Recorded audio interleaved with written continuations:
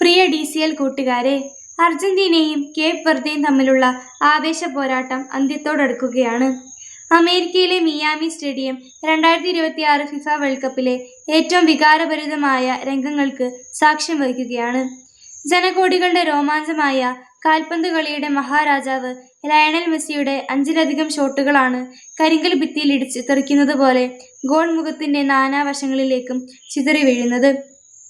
അവസാനം അർജന്റീന കഷ്ടിച്ച് കടന്നുകൂടുമ്പോൾ തന്റെ ഏറ്റവും കൂടുതൽ ബോളുകൾ തടഞ്ഞു തെറിപ്പിച്ച ആ ഗോൾ കീപ്പറിന് സ്വന്തം ജേഴ്സി ഊരി നൽകി ലയണൽ മെസ്സി ആദരിക്കുകയാണ്. കുറ്റിത്താടിയും ചുളുങ്ങിയ മുഖവുമായി ഒരു മനുഷ്യൻ നിന്നു കരയുകയാണ്. 5 ലക്ഷത്തിലധികം മാത്രം ജനങ്ങളുള്ള തന്റെ കൊച്ചു രാജ്യത്തിന്റെ വിലാസം ആകാശത്തോളം ഉയർത്തിയ കളിക്കളത്തിലെ ആ കാരണവരുടെ പേര് ജോസിമർ ജോസെ എവോറ ഡയസ് എന്നാണ്. എന്നാൽ അയാൾ ഇന്ന് ലോകമെമ്പാടും അറിയപ്പെടുന്നത് കുഞ്ഞു മുത്തശ്ശി എന്ന അർത്ഥം വരുന്ന വൊസീഞ്ഞോ എന്ന ഓമന പേരിലാണ്.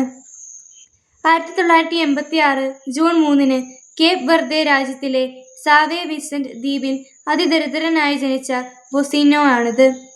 പിതാവ് പട്ടാളത്തിലും അമ്മ കൂലിവേലയ്ക്കും പോയതിനാൽ മുത്തശ്ശനും മുത്തശ്ശിയും വളർത്തിയതിന്റെ പേരിൽ കുഞ്ഞു മുത്തശ്ശി എന്ന കളിപ്പേര് സ്വന്തം ഔദ്യോഗിക പേരാക്കി മാറ്റിയ വൊസീഞ്ഞോയാണിത്.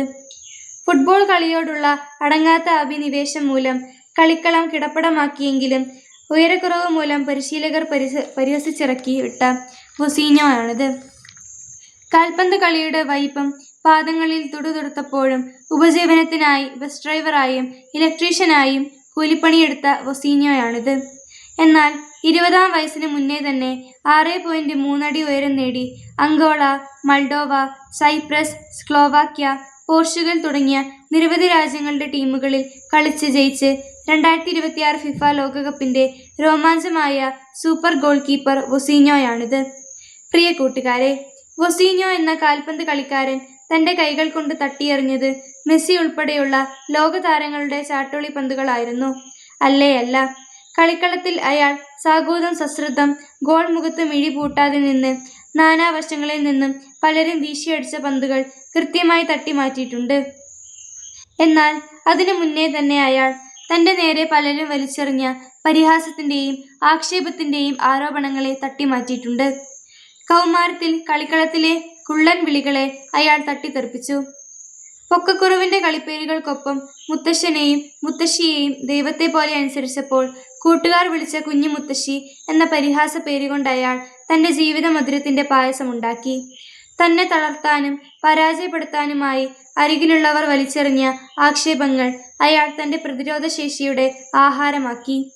കൂട്ടുകാരെ, ജീവിക്കാനും അതിജീവിക്കാനും നിങ്ങൾ പരിശ്രമിക്കുമ്പോൾ നിങ്ങളുടെ പരിസരത്തു നിന്ന് ഉയരുന്ന പരിഹാസങ്ങളെ പായസം പോലെ രുചിച്ചിറക്കാൻ നിങ്ങൾക്ക് കഴിയും.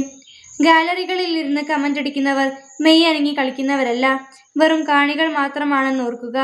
നിങ്ങളുടെ വിജയത്തിനായി കളിക്കാൻ നിങ്ങൾ മാത്രമേയുള്ളൂ എന്നറിയുക. വിജയാശംസകളോടെ സ്വന്തം കൊച്ചേട്ടൻ.